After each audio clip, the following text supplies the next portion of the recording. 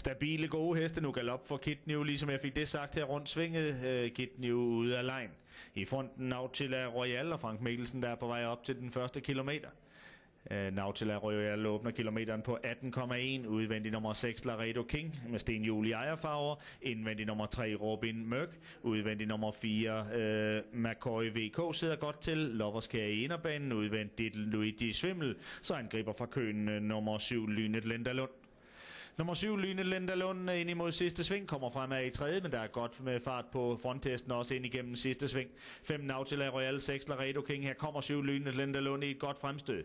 McCoy VK blev siddende rundt sidste sving, indvendig nummer 3, Robin Mørk bagud, også nummer 9, Bet on Broadway, igen et tæt samlefelt, helt bagud, nummer 11, Kiss Me SP, de er på vej hjem. Laredo King helt op til Nautila Royal, udvendig nummer 7, Lynet Lendalund, McCoy VK leder efter pladsen, Robin Mørk leder efter pladsen, 6 Laredo King får hvad det Nautila Royal kan fortsat. Nautila Royal inderbanen langt ude. Kiss Me SP helt bagud. Natalie Hall. Laredo King går frem midt i banen. Sten Juhl har kørt i dødens med den hest. Og den vinder løbet nummer 6 Laredo King. Før 7 Lynet Lendalund og kamp om tredjeplads. Måske Robin Mørk tager den på stregen.